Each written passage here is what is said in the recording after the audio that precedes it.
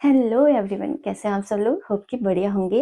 और हम पढ़ रहे हैं उत्तराखंड में हमारी चल रही है डिस्ट्रिक्ट सीरीज की श्रृंखला, जिसमें हमने जो है चमोली जनपद के कुछ फैक्ट जो है वो देख लिए। लगभग मेरे ख्याल से 12-13 क्लासेस हो चुकी हैं और आज है हमारी नेक्स्ट क्लास, जिसमें हम कि हमारे चमोली के मंदिर रह गए थे, है ना।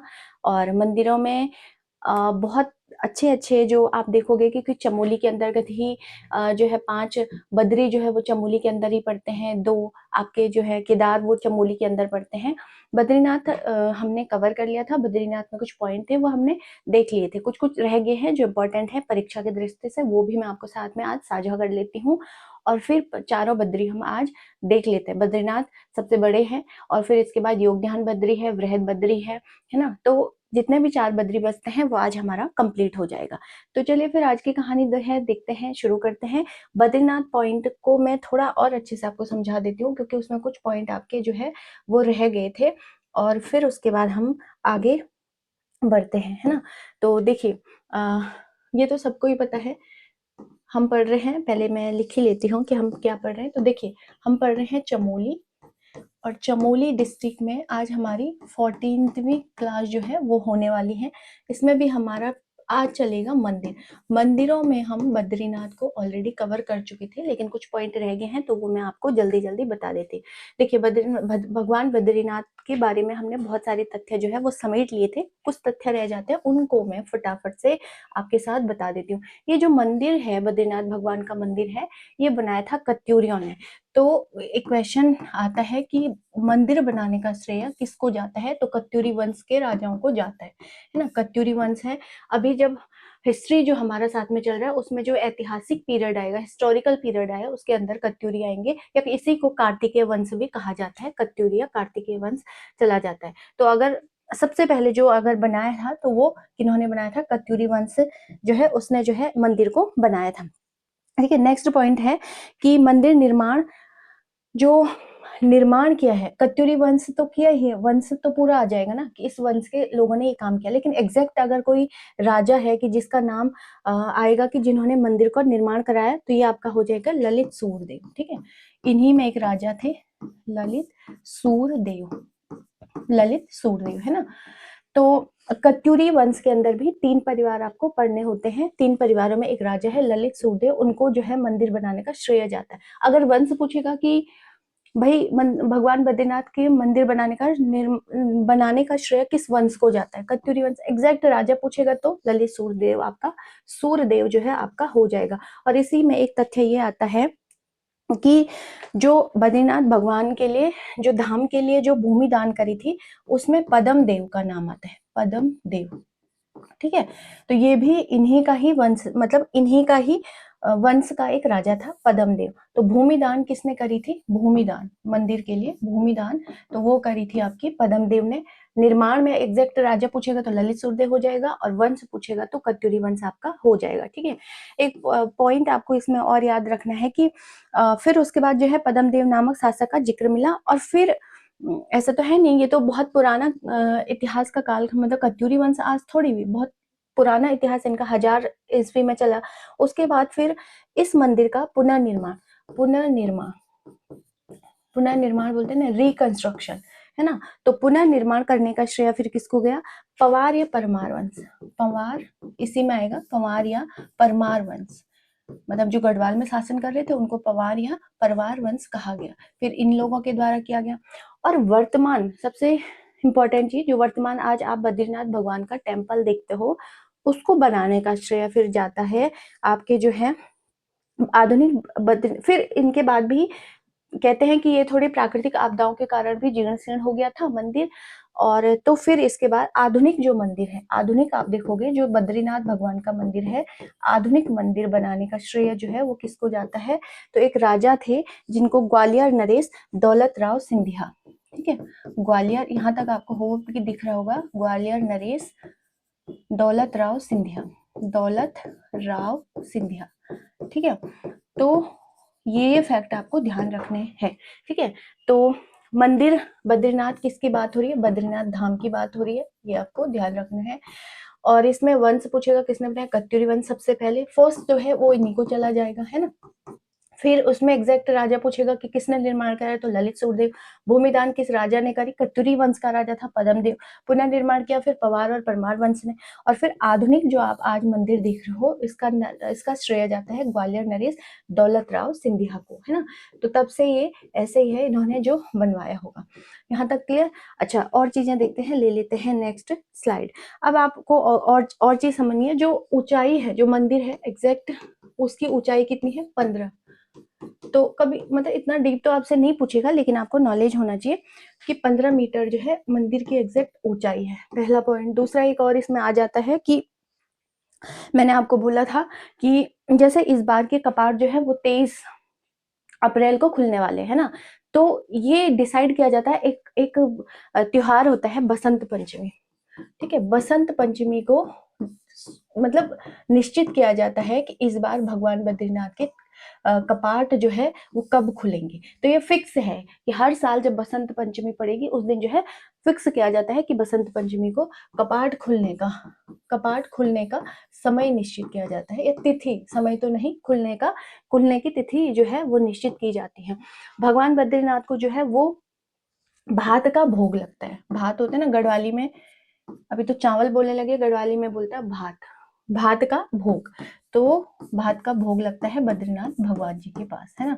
और नेक्स्ट पॉइंट इसमें एक और देख सकते हैं कि जो तुलसीदास जी हैं, उनकी एक रचना है विनय पत्रिका, है ना, विनय पत्रिका। तो इसमें तुलसीदास जी ने अपनी विनय पत्रिका में बद्रीनाथ धाम पर जब वो यात्रा पर आए होंगे उसका भी वर्णन किया।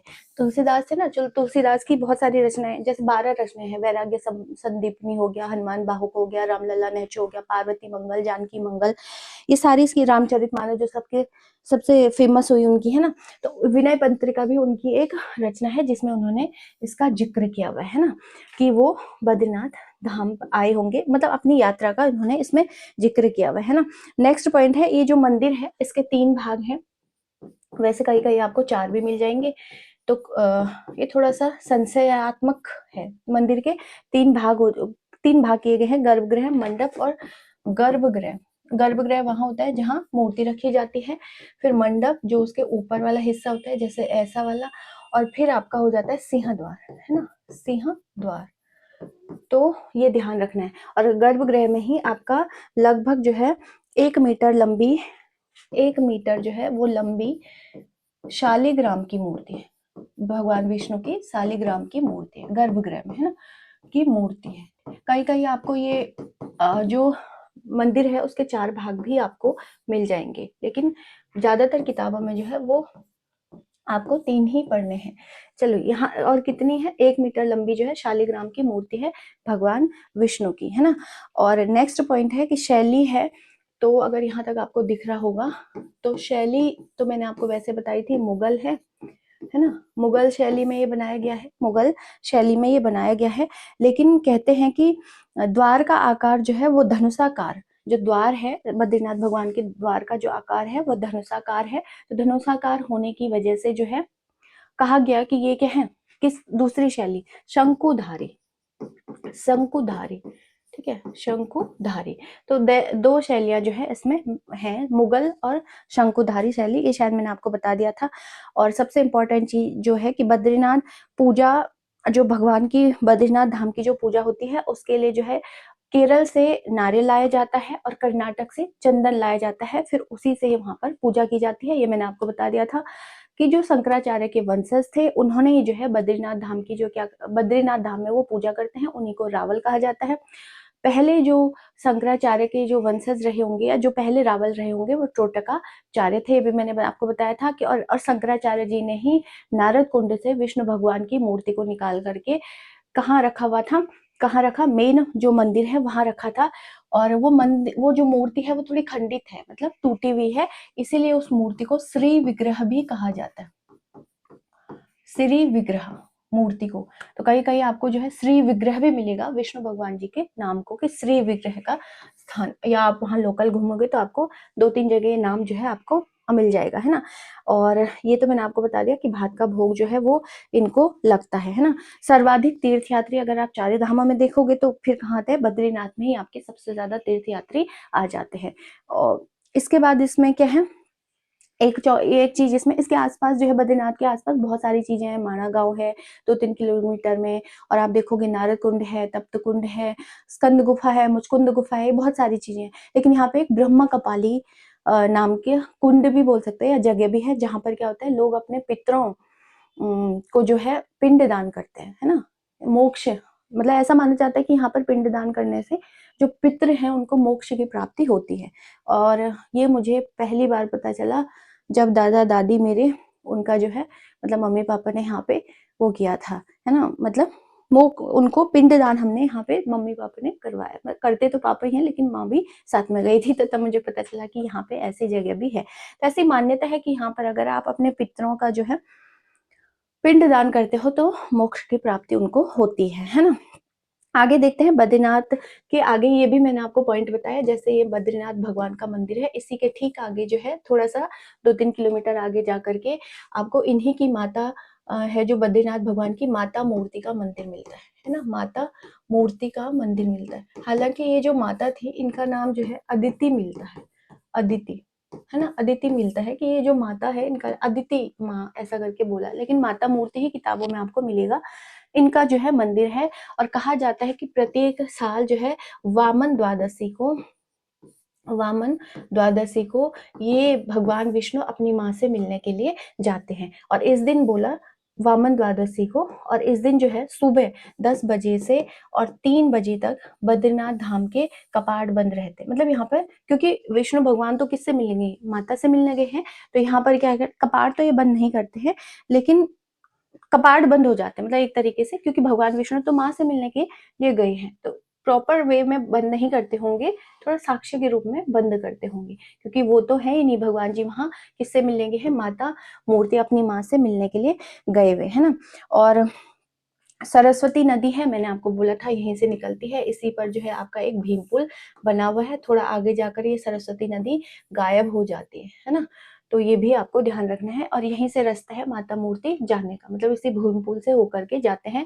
और ये जो है माणा गांव में है माता मूर्ति का मंदिर जो है, और यहाँ माणा गांव की जो महिलाएं हैं वो पूरा हरियाली, जौ होता है, जौ उसकी, जौ होता है जो, तो उसकी जो है भेंट के रूप में जो है विष्णु भगवान, मतलब पूरा जैसे आप भगवान जी आ रहे हैं तो उनके उसके स्वागत के लिए तैयार रहती है, और जो भेंट की जाती है वो हरियाली, जौ जो होती है, जौ की हरियाली, उसकी जो है यहाँ पे भेंट की जाती है यहाँ पर माणा गांव में, क्योंकि वो तो अपनी माँ से मिलने आए, है ना। तो ये भी आप, और वामन द्वादशी के दिन ही माता, मतलब क्यों क्यों ऐसा डिसाइड किया गया कि वामन द्वादशी को होना, मतलब विष्णु भगवान जो है माता से मिलने जाएंगे, तो कहते हैं कि इसी दिन जो है माता जो अदिति थी, जिनका नाम अदिति था, मतलब माता मूर्ति हम जिनको कह रहे हैं, विष्णु भगवान ने उनके गर्भ में वामन अवतार लिया था, है ना, तो इसीलिए वामन द्वादशी ही रखा गया डे। और मैंने आपको बताया था विष्णु भगवान के ही 10 अवतार हमने पढ़े थे। वामन जिसमें वो बोना बन गया था, फिर राजा बलि को 3 पग जो है जमीन दे दी थी, इस टाइप से हमने पढ़ा था। तो यहाँ तक की कहानी आपको समझ आ गई होगी भगवान बद्रीनाथ के बारे में, और ये सारी चीजें हमने देख ली होगी, है ना। श्री विग्रह कहते हैं, ये मैंने आपको बता दिया था। तो बद्रीनाथ भगवान के बारे में मतलब कुछ तो ऐसी ही पौराणिक मान्यताएं हैं जो आपको मतलब वैसे भी पता होनी चाहिए, क्योंकि आप उत्तराखंड में रह रहे हो, और बद्रीनाथ जो है धाम, चारों धामों में सबसे ज्यादा यात्री भी आते हैं, और एक प्रसिद्ध धाम भी है, और कुछ एग्जाम के पॉइंट ऑफ से इम्पोर्टेंट हो जाते हैं। तो दोनों चीजें मैंने आपको बता दी हैं कि कहाँ कहाँ से एग्जाम, जैसे आपसे पूछ लेगा कि भाई बनाया कि किसने, जीर्णोद्वार किसने किया, है ना, इस टाइप से पूछ सकते हैं आपको। चलिए आगे देखते हैं। अब नेक्स्ट जो है वो है आपके सेकंड बद्री हो जाएंगे। सेकंड बद्री है, जैसे बद्री 5 बद्री है ना, नरेंद्र सिंह नेगी जी का गाना आप कैसे भूल सकते हो। सेकंड बद्री है आपका कौन, आदि बद्री। कौन है, आदि बद्री, ठीक है, आदि बद्री। सेकंड बद्री कौन है आपका, आदि बद्री है। तो अगर आपको ध्यान आ रहा होगा तो जब हमने जो है मेले पढ़े थे, तो मेले में भी आदि बद्री का जिक्र आया था। तो ये आपको पता ही है आदि बद्री का क्या है। यहाँ पे कर्णप्रयाग के मतलब जो आदि बद्री है वो कर्णप्रयाग से आगे जो है कर्णप्रयाग मोटर मार्ग पर आगे जाकर के आपको यहाँ पर कर्णप्रयाग के नौठा गांव में स्थित है। तो कर्णप्रयाग के ही थोड़ा सा आगे आप जाओगे, वहां पर एक गांव है नौठा गांव, और ये मैंने आपको बताया भी था कि नौठा गांव में ही क्या है, एक मेला भी लगता है जिसे नौठा कौथिग कहते हैं, वर्तमान में से हरियाली उत्सव के रूप में मनाया जा रहा है। इसी को मैंने आपको बोला था कि क्या कुछ बोलते हैं इसको, मतलब जब एक दूसरे पे मैं ध्यान नहीं कर पा रही हूँ उसे बताना, अगर मतलब आपको याद आ जाए, अभी मेरे को याद आ जाएगा, है ना। और ये जो बद्री बद्री है, मतलब ये जो है आपका किस पर्वत पर बसा है, तो बेनी, मतलब जो आदि बद्री है वो बेनी पर्वत पर बसा हुआ है ना। आदि बद्री जो है वो बेनी पर्वत पर स्थित है और भगवान विष्णु की यहाँ पे तपस्थली माना गया है ना। चलिए आगे देखते हैं इसी के उसमें भगवान बद्री, यहाँ पर जो है 16 मंदिर समूह है ना। टोटल कितने हैं आपके, 16 मंदिर समूह है, 16 मंदिर समूह है ना। जैसे एक समूह होगा, फिर 2 समूह, ऐसे 2 समूह, फिर 3 समूह, ऐसे करके 16 है टोटल। तो टोटल 16 है, लेकिन वर्तमान में अभी 14 ही रह गए क्योंकि 2 जो है वो टूट चुके हैं। तो ये भी आपको ध्यान रखना, और आई थिंक ये आया भी क्वेश्चन है, तो इसको ध्यान रखना। तो थे कितने, वैसे 16 थे, लेकिन अभी वर्तमान में कितने रह गए, 14 ही समूह जो है आदि बद्री में रह गए हैं। नेक्स्ट पॉइंट है, इसमें जो प्राचीन मंदिर है, अब जैसे हर एक मंदिर, जैसे एक ये ग्रुप होगा, फिर एक ये ग्रुप है, इनका एक नाम होता है। तो जो सबसे प्राचीन वाला है उसका नाम है आपका क्या, नारायण। क्या है, नारायण। तो जो सबसे प्राचीन मतलब मंदिर है, इसमें जो सबसे पुराना है वो है नारायण मंदिर। ठीक है, नारायण मंदिर। ये सारे आए हुए क्वेश्चन हैं, तो आप इसको हल्के में ना लें, है ना।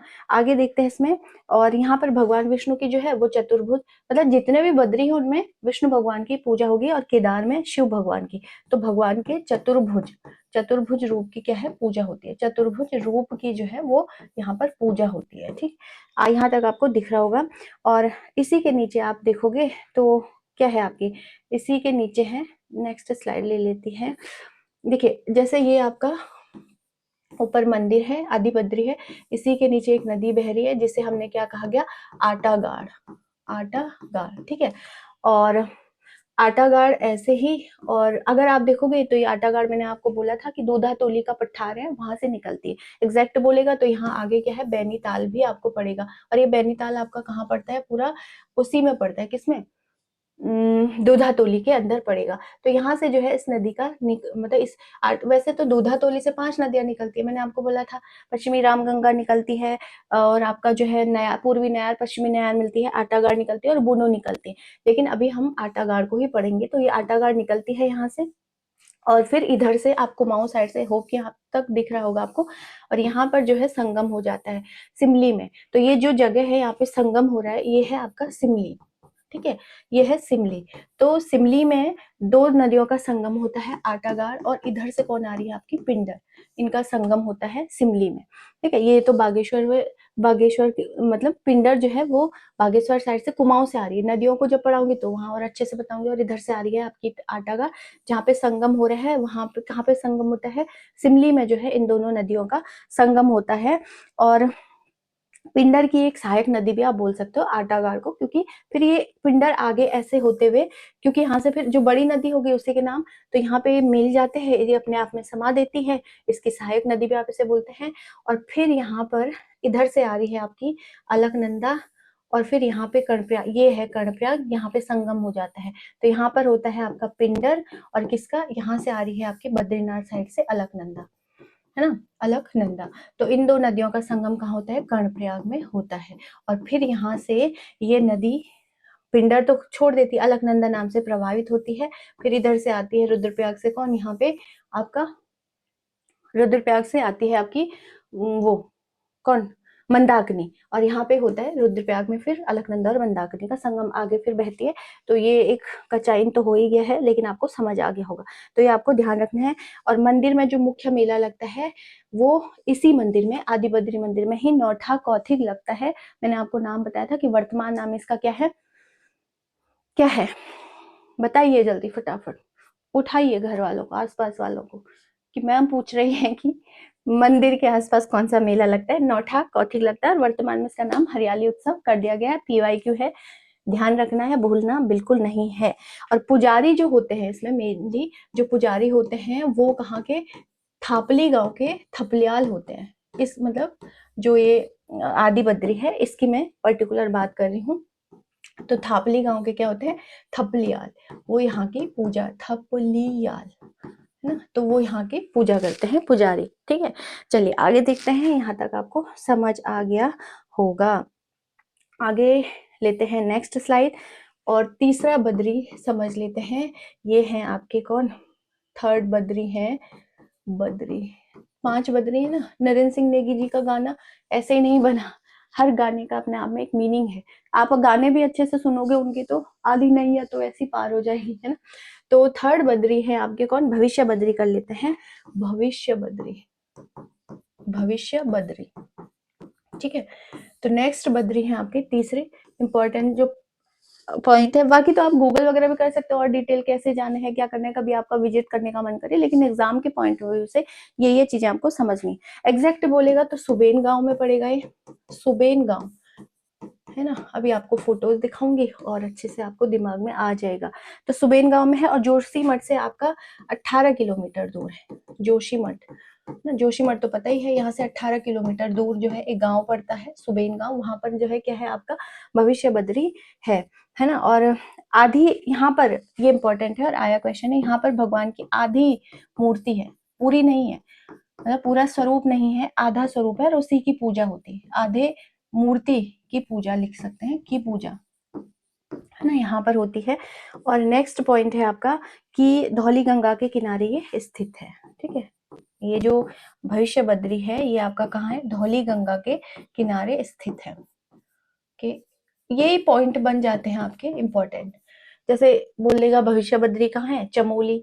अब ये तो नहीं पूछेगा आपका कि जोशीमठ से कितना किलोमीटर है, लेकिन एग्जैक्ट गांव पूछ लेगा, सुबेन गांव। कहाँ पर भगवान विष्णु के आधे स्वरूप की पूजा होती है, तो यहाँ पर हो जाएगा इंपॉर्टेंट। ये बोलेगा कि भविष्य बद्री जो है किस नदी, या आपको 4 बद्री दे देगा और उनके सुमेलित करने को दे देगा कि आप मैच करो कि कौन से बद्री किस नदी के तट पर स्थित है। तो इस टाइप से क्वेश्चन आते हैं, थोड़ा स्मार्ट तरीके से आपको स्टडी करनी पड़ेगी। पौराणिक कथाएं भी आप ध्यान में रखिए और एग्जाम के पर्पज से भी, और मजा आ जाएगा, दोनों को समझिए, है ना। चलिए, कहीं ना कहीं संस्कृत का भी बचाव होगा और कहीं ना कहीं पेपर भी निकल जाएगा। तो अच्छा, अब ये आधे स्वरूप की पूर्ति जो मूर्ति पूजा होती है, इसकी एक कहानी है। इसमें कहा गया है कि जो कहा गया इसमें कि जब घोर कलयुग आएगा तो नर नारायण पर्वत जो है वो आपस में मिल जाएंगे। नर नारायण मैंने आपको बताया था 5831, 5965 मीटर। नारायण की ज्यादा थी, नर की कम थी। क्या है कि ये जो दोनों पर्वत है ये आपस में मिल जाएंगे, और जब ये मिल जाएंगे तो भगवान बद्रीनाथ जाने का रास्ता, जो बद्रीनाथ धाम अभी आप जा रहे हैं, वो अवरुद्ध हो जाएगा, बंद हो जाएगा, क्योंकि पर्वत आपस में मिल गई। ऐसा कहा गया कि जब घोर कलयुग आएगा, है ना, फिर क्या होगा कि तब जो है कहते हैं कि जो आधा स्वरूप है, जैसे ही रास्ता वहां से अवरुद्ध हो जाएगा, बंद हो जाएगा, बद्रीनाथ जाने का रास्ता नहीं रहेगा, तो जो ये आधी मूर्ति है ये अपने आप ही पूर्ण हो जाएगी और फिर बद्रीनाथ को यहाँ पूजा जाएगा, मतलब फिर इनके पूर्ण स्वरूप की पूजा की जाएगी। ऐसी मान्यता है, हमने ऐसा पढ़ा हुआ है। और जो मतलब वो है बुक्स हैं उनमें भी मोस्टली यही स्टोरी जो है, गूगल वगैरह भी आप करोगे तो उसमें आपको यही मिल जाएगा, है ना। तो ये एक बात हुई, तो ऐसा कहा गया है और फिर यही पूजा होगी बद्रीनाथ की। अब इसे द्वितीय वैकुंठ भी कहा जाता है, क्योंकि मैंने आपको बोला था बद्रीनाथ भगवान को क्या कहा जाता है? श्री वैकुंठ। तो द्वितीय वैकुंठ भी इसे ही कहा जाता है। किसको? वैकुंठ। ये भी आया क्वेश्चन है या आ सकता है ना। और देवदार के वृक्ष हैं, अगर आप देखोगे बद्री, भविष्य बद्री के आसपास जो है वो देवदार के वृक्षों से ये घिरा हुआ है पूरा। जैसे ये भविष्य बद्री है बीच में और इधर क्या है आपके सारे के सारे देवदार के वृक्ष। आगे देखेंगे यहाँ पर भगवान के जो नरसिंह रूप की पूजा होती है। तो कौन से रूप की पूजा होती है? नरसिंह रूप की यहाँ पर पूजा होती है। नरसिंह अवतार भी है ना भगवान विष्णु के 10 अवतारों में, है ना। तो नरसिंह रूप की यहाँ पर पूजा होती है। और कहते हैं कि यहाँ पर जो है एक चट्टान है ना, एक शिला है, इसी पर एक आकृति अपने आप ही उभरी हुई है ना, तो उसकी पूजा होती है। और वो ऐसे लगता है कि मतलब नरसिंह भगवान के स्वरूप के रूप की तरह वो दिखता है ना। भगवान विष्णु की आकृति स्वतः ही उभरी यहाँ पर है ना। और मई से अक्टूबर का जो टाइम पीरियड होगा उसमें जो है ये खुला रहता है, मई टू अक्टूबर ये खुला रहता है, यहाँ पर जाना सही रहता है। मई से अक्टूबर में आप जा सकते हैं। और इसे भावी बद्री भी कहा जाता है, इंपॉर्टेंट पॉइंट, इसे भावी बद्री, क्योंकि मैंने आपको स्टोरी तो बता दी है कि ऐसा ऐसा होगा, तो भावी बद्री मतलब आने वाले टाइम पर भावी बद्री से कहा गया है। और एक और चीज है इसमें कि तपोवन जोशीमठ से ही इसका ट्रैकिंग जो है शुरू हो जाता है। जोशीमठ से 18 किलोमीटर आधे तक तो आपकी रोड जाती है, फिर इससे आगे 6 किलोमीटर आपको ट्रैक करना पड़ेगा, पैदल जाना पड़ेगा, तब पहुंचोगे आप भविष्य बद्री में, है ना। तो यहाँ तक की कहानी आपको समझ आ गई होगी कि क्या क्या है।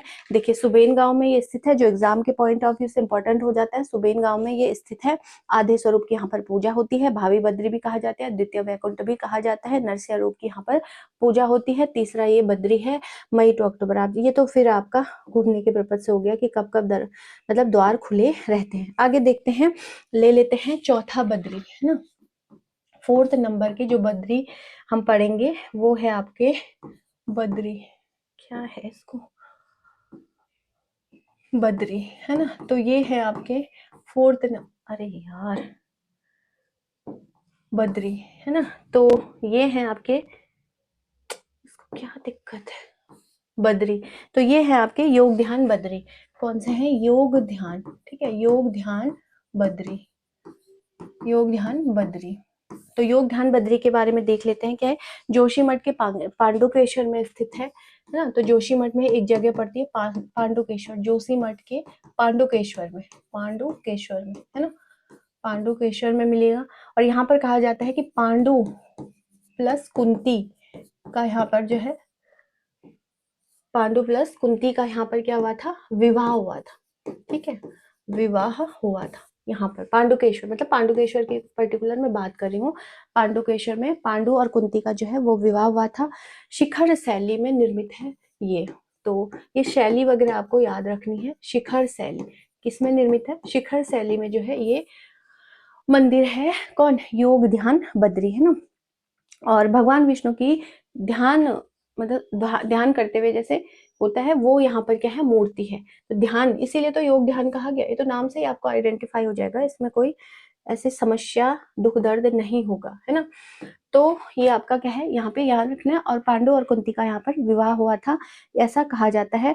और फिर जो है पांडवों का जन्म भी इसी जगह पर हुआ था। कई कई किताबों में है कि जो पांडुकेश्वर है वहां पर पांडवों का भी जन्म हुआ था। तो अगर आपको लिखना है पांडवों का, ये एग्जाम में तो नहीं आएगा लेकिन ठीक है, नॉलेज के लिए आपको होना चाहिए। तो पांडवों का जन्म कहाँ हुआ था, पांडुकेश्वर में हुआ था।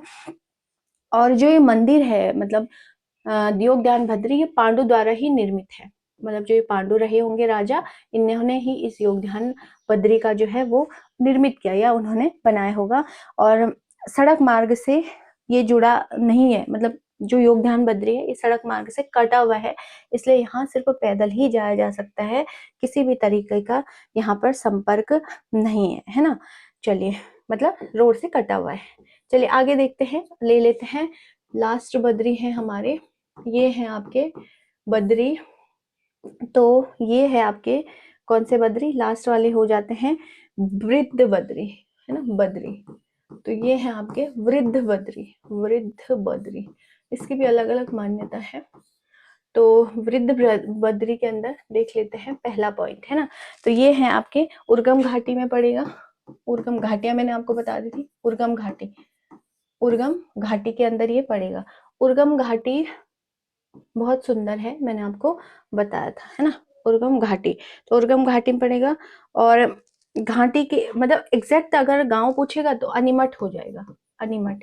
जैसे वो सुबेन गांव में था, ये अनिमठ गांव आपका पड़ जाएगा। कौन, वृद्ध बद्री। और नेक्स्ट पॉइंट आपको इसमें ध्यान रखना है कि इसका प्राचीन नाम जो था वो अरण्य मठ था। प्राचीन नाम क्या था इसका, अरण्य मठ, अरण्य मठ, ये भी प्राचीन नाम है। तो ये शायद पूछ सकता है ये वाले, बस यहीं से बीच से पूछ जाने की संभावना ज्यादा होती है।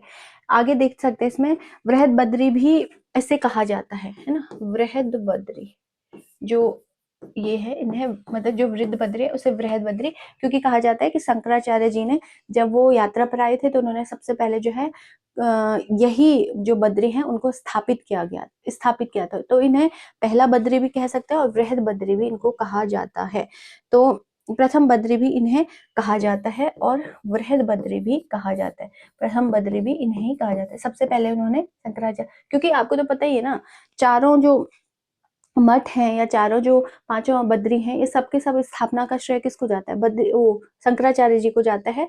तो ये आपको ध्यान रखना है। नेक्स्ट पॉइंट इसमें अगर आप देखोगे तो इसमें एक और ये भी मिलती है इनके नाम को लेकर के कि भगवान विष्णु जो है वो जा रहे थे तो अचानक से मार्ग जो है वो अवरुद्ध हो गया। हालांकि ये किंवदंती हो सकती है, तो मार्ग जो है वो टूट गया था, फिर वो इस रास्ते आ गए। तो यहाँ पर कुछ वृद्ध तपस्वी थे, वो तपस्या कर रहे थे, भगवान विष्णु ने उनको दर्शन दे दिए, जिससे इसको वृद्ध बद्री भी कहा जाता है। तो ये भी एक मान्यता है और ये भी आपको ध्यान रखना है। इस बद्री के सबसे इंपॉर्टेंट और जो एग्जाम में आया हुआ क्वेश्चन है, यहीं पे लिख लेते हैं, स्लाइड क्या बदलनी है। इस बद्री के कपाट वर्ष भर खुले रहते हैं। तो एक कपाट क्या है? वर्ष भर खुले रहते हैं।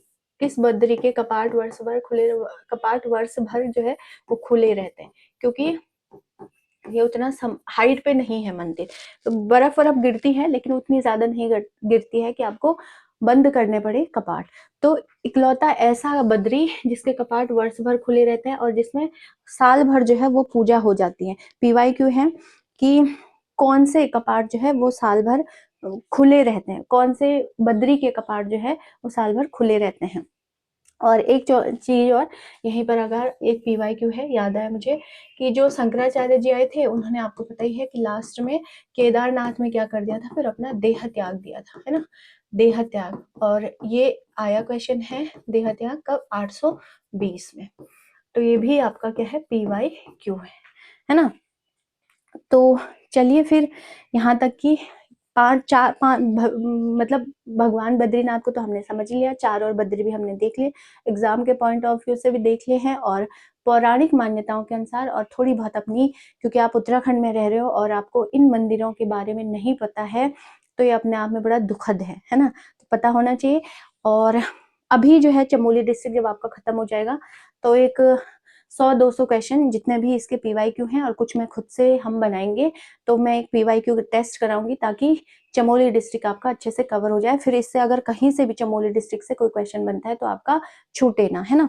तो होप कि यहाँ तक की कहानी आपको समझ आ गई होगी। आज के लिए इतना ही। अगर थोड़ा सा भी हेल्पफुल आपको सारी चीजें लगती हैं तो आप चैनल को लाइक शेयर सब्सक्राइब कर सकते हैं, कमेंट भी आप कर सकते हैं। इसके अलावा कोई मान्यताएं हैं जो आपके आसपास होती हैं या इन्हीं से जुड़ी हुई है, इन मंदिरों से, तो आप साझा कर सकते हैं साथ में। और आपके जो कमेंट हैं वो हमेशा मतलब क्या रहेंगे? सराखों पर रहेंगे, उन पर विचार विमर्श किया जाएगा। चलिए आज के लिए इतना ही। जय हिंद, जय भारत, जय उत्तराखंड।